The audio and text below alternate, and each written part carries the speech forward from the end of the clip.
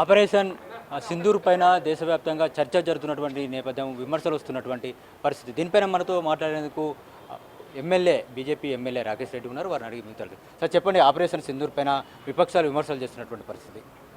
Operation Sindoor విమర్శ ఎందుకు చేయాలంటే ఏం కావాలి ఆపరేషన్కు? అంటే పాకిస్తానీ అమాయకులను చంపాలా, లేకపోతే ఉగ్రవాదులు చంపాలా? ప్రతిపక్షాల ముందు రుజువు చేయమనండి. ఎవడైతే మా ఆడబిడ్డలు, హిందూ ఆడబిడ్డల సింధూరు నుదుడి బొట్టు దూడిచేశాడో వాడికి సమాధానం ఇవ్వడానికి 9 ఉగ్రవాద స్థావరాల మీద, 11 వైమానిక స్థావరాల మీద, 20% సైనిక స్థావరాలు మొత్తం ధ్వంసం చేసినాం. మా ఆయుధాలు కూడా ప్రతి ఒక్కటి టెస్ట్ చేసుకున్నాం. మాకు ఇప్పటి రోజులు టెస్ట్ చేసుకునే ప్రాబ్లం ఉండే, బ్రహ్మోస్ కావచ్చు, ఆకాశ్ కావచ్చు. ఇప్పుడు ప్రతి ఆయుధం టెస్ట్ చేసుకున్నాం. పాకిస్తాన్ని ప్రతి ఇంచు జల్లెడబెట్టినాం. ప్రపంచంలో ఎవ్వడి అనుమతి లేకుండా మా దేశం మీద కన్ను పెడితే ప్రతి ఒక్క సమాధానం చెప్తాను. ఆపరేషన్ సింధూర్ చేసాం. యుద్ధం అంటే పాకిస్తాన్ని నిర్మూలించడం కాదు, పాకిస్తాన్లో ఉన్న ప్రజలను నిర్మూలించడం కాదు, ఉగ్రవాదులను నిర్మించడం. ఆ పని చేసినాం. ఇంకా వార్నింగ్ ఇచ్చినాం, జరుగుతున్నాయి. దాన్ని బట్టి ఇంకా ఆపరేషన్ సింధూర్ ఎప్పటి కంటిన్యూ, అది ఆపింది ఆపరేషన్ కాదు. టెర్రరిస్ట్ క్యాంపులను ధ్వంసం చేశాము, ఎయిర్ బేస్లని ధ్వంసం చేశానని మీరు చెప్తున్నారు. కానీ రాహుల్ గాంధీ మాత్రం మన ఎన్ని యుద్ధ విమానాలు కూలాయి, సమాధానం చెప్పాలని చెప్పేసి అడుగుతున్నారు. మా దేశముడు కాదండి ఆయన, ఇండియన్ గట్లా మాట్లాడతాడు, భారతీయుడు. అందుకోసం నేను ప్రతి ఇంటర్లో అంటున్నాను, మా భారతీయుడు కాదు, మా మతస్థుడు కాదు.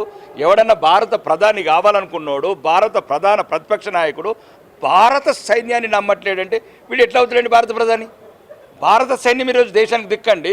15 లక్షల మంది మొత్తం భారతదేశానికి ఒక ఉక్కు కవచంలాగా నిలబడ్డారు. కాబట్టి ఈరోజు మీరు, నేను, ఈ భారతదేశం సురక్షితంగా సుభిక్షంగా ఉన్నదంటే భారత సైనికులకు ప్రతి ఒక్క పౌరుడు వందనం చేయాలా, వాళ్ళకి ధన్యవాదాలు చెప్పాలా. భారత సైన్యం మీద అపనిందలు ఎత్తాడా? ఎట్లా అవుతాడండి? ఆ లక్షణాలు లేవు, ఆ నాయకుల లక్షణాలు. నేను చెప్తున్నాను ఏంటంటే రాహుల్ గాంధీ మీద డైరెక్ట్ ఏదైనా ఇన్వెస్టిగేషన్ టీం వేయాలా. ఈ ప్రపంచంలో ఏ గూఢాచార సంస్థలలో పనిచేస్తున్నాడు, అందుకోసమే సంవత్సరానికి 2 సార్లు ఎటు తప్పిపోతాడు, ఎక్కడెక్కడ ఉంటాడో అతని మీద ఇన్వెస్టిగేషన్ చేయాలని మేము అంటున్నాం. ఇంకోటి ఏదైతే అమెరికాకు ఈరోజు మోడీ లొంగిపోయారు, యుద్ధాన్ని ఆపారని చెప్పేసి కూడా ఆ విమర్శలు వస్తున్నటువంటి అమెరికాకు మేము ఎందుకు లొంగుతాము? అమెరికాకు అడిగితే మేము యుద్ధమే చేయం కదా. మాకు ఒకటేనండి మా ఉద్దేశం, సింధూర్, మా ఆడబిడ్డల సింధూరు చేర్పిన వాడికి ప్రపంచం అంటే సింధూర్ అనే పదానికి అర్థం చూపించినాం ఒకటి. రెండోది మళ్ళీ మీకు అదే చెప్తున్నాము, మా ఉద్దేశం ఓన్లీ ఉగ్రవాదులని వాళ్ళ స్థావరాలను ధ్వంసం చేయటం వరకే.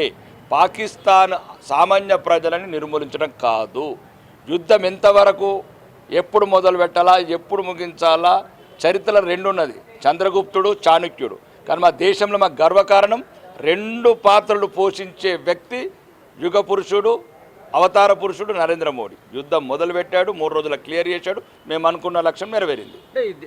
అంటే సరే, దేశం బయట ఉన్నటువంటి టెర్రరిస్ట్ క్యాంపులను ధ్వంసం చేశారని మీరు చెప్తున్నారు. మరి దేశంలో ఉండి దేశానికి వ్యతిరేకంగా మాట్లాడుతున్నటువంటి పరిస్థితి వస్తుంది. వాళ్ళ మీద యాక్షన్ తీసుకుంటాం. అది కూడా ఇంకా ఆపరేషన్కి చాలా ఉన్నాయి. సింధూర్ తర్వాత పార్ట్ 1, పార్ట్ 2, పార్ట్ 3 ఉంటాయి. డొమెస్టిక్ సింధూర్స్ కూడా ఉంటాయి, జరుగుతున్నాయి. దాన్ని బట్టే బొంబాయిలో కావచ్చు, గుజరాత్ కావచ్చు, ఓడిసిలో కావచ్చు ఏరడం మొదలైంది. ఇంకా ఏరడం ఆగది. ప్రతి ఒక్కరిని ఎవరైతే 6 కోట్ల విదేశీయులు గుస్బైటీలు ఉన్నారో ఈ దేశంలో ప్రతి ఒక్కరిని బయటికి తీస్తాం, ప్రతి ఒక్కరిని దేశం నుంచి తరుముతాం. అంటే రోహింగ్యాలు హైదరాబాద్లో ఉన్నటువంటి నేపథ్యం, వాళ్ళ విషయంలో మీరు ఏం డిమాండ్ చేస్తారు? అదేవిధంగా నిజామాబాద్లో కూడా వాళ్ళ యొక్క మూలాలు బయటపడేటువంటి పరిస్థితి. అది అందరికీ ఓపెన్ సీక్రెట్ కదా. అక్కడ కాంగ్రెస్ ప్రభుత్వం, ఇంతకుముందున్న బీఆర్ఎస్ ప్రభుత్వం కావచ్చు, ఇప్పుడు కాంగ్రెస్ ప్రభుత్వం కావచ్చు, అవి ఓన్లీ ముస్లిం లీగ్ పార్టీలు, ముస్లిం తీవ్రవాదులకు మద్దతు ఇచ్చేటి. ఒక్కొక్కళ్ళకు రకరకాలుగా, అంటే తెలిసి కూడా వేలాది మందిని ఇప్పుడు ఓల్డ్ సిటీలో కావచ్చు, బైన్సాలో కావచ్చు, నిజామాబాద్ జిల్లాలో కావచ్చు, చాలా చోట్ల వాళ్ళ ఉనికి ఉంది. ఆ ఉనికిని పనిగట్టాల్సింది ఒక ఎన్ఐఏ చేసినంత వరకు రాష్ట్ర ప్రభుత్వం సహకారం ఇస్తలేదు.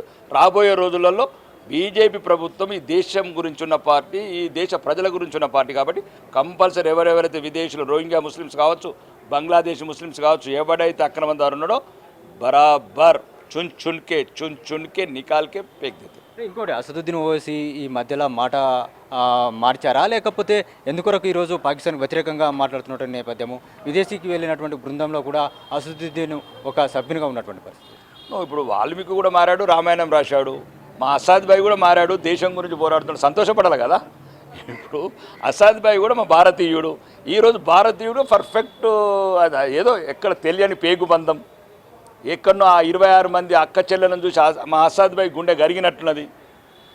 ఏదో పూర్వీకులు కూడా హిందువులే కదా, వీళ్ళు మా బంధువులే కదా, మా బంధువుల బొట్టే చెరిపింది కదా అని रियलाइज అయినట్టున్నాడు కాబట్టి हम बराबर असद भाई को धन्यवाद बोल रहे जैसा हमारा भाई है हमारा दोनों कुनों एक ही है हमारा दादा परदादा एक ही है అంటే ఇంతవరకు ఎంఐఎంను ఒక బూచిగా చూపేటటువంటి బీజేపీ ఇప్పుడు ఆ బూచి లేకుండా పోయిందని చెప్పేసి అనుకుంటున్నారు. ఒకటేనండి దేశాన్ని ప్రేమించే ముస్లిమ్స్ మా మిత్రులు, దేశాన్ని వ్యతిరేకించే హిందువులు మాత్రమే మా శత్రువులు.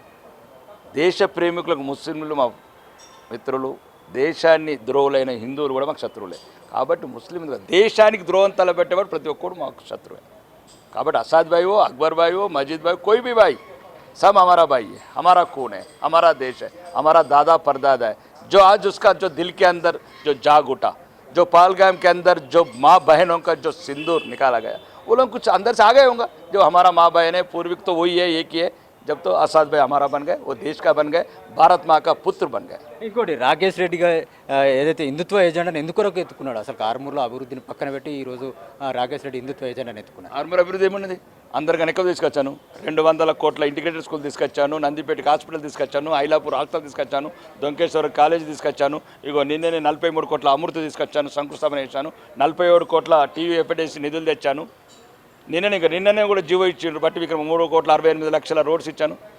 అభివృద్ధి ఒకవైపు, ఆత్మాభిమానం ఒకవైపు, ఆత్మ గౌరవం ఒకవైపు, బరాబర్ హిందువుల వైపు ఉంటాం. మా దేశం తరతరాలుగా 1200 సంవత్సరాలు ఏలిన చోళులు, పాండ్యన్లు, 700 సంవత్సరాలు ఏలిన ఆమయులు, రాజకుటులు, రాష్ట్రకుటులు, 100 సంవత్సరాలు, 1000 సంవత్సరాల దేశం మాది. సనాతన ధర్మం పుట్టిన నేల ఇది.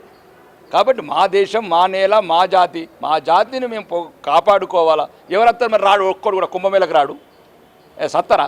కుంభమేళకైతే మునిగితే సత్తారా ఎవడన్నా?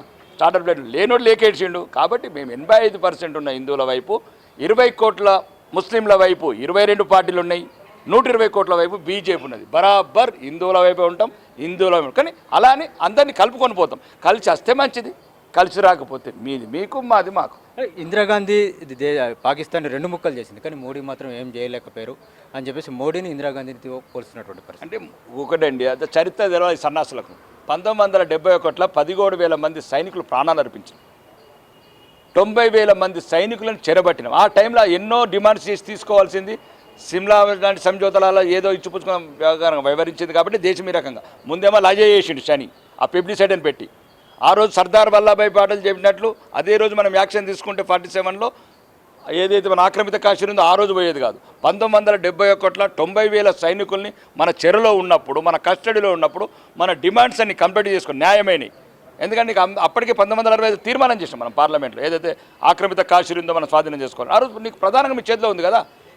నువ్వేదో అంతర్జాతీయ ఒత్తిళ్లకు లోనై ఆ 90,000 సైనికులను వదిలేసిన నాయకత్వం ఒకవైపు, 17,000 మంది సైనికులను చంపిన నాయకత్వం ఒకవైపు, అంటే సుమారు ఒక 5 మంది 6 మంది 8 మంది ఏమో సైనికులను కోల్పోయి మొత్తం ఆ ఆపరేషన్ సింధూర్ని దిగ్విజయం చేసి భారత సైన్యాన్ని ఈరోజు ప్రపంచానికి త్రివిధ దళాలు కావచ్చు, బ్రహ్మోస్ లాంటి ఆయుధాలు కావచ్చు, ఆకాశ్ లాంటి క్షిపణులు కావచ్చు, ప్రపంచానికి చూపించగలిగినాం. ఈరోజు సుమారు 16 దేశాల వారి క్యూలో ఉన్నారు మా ఆయుధాల గురించి.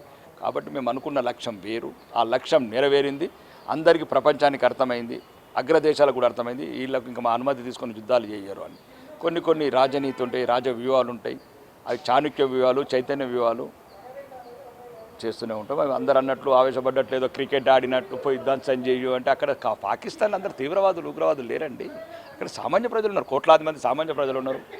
కాబట్టి సామాన్య ప్రజలను చంపడం రాజనీతి కాదు. అది నరేంద్ర మోడీ గారు ఒక రాజనీతిజ్ఞుడు, ఒక కారణజన్ముడు, ఈ దేశానికి దొరికిన ఒక వరం.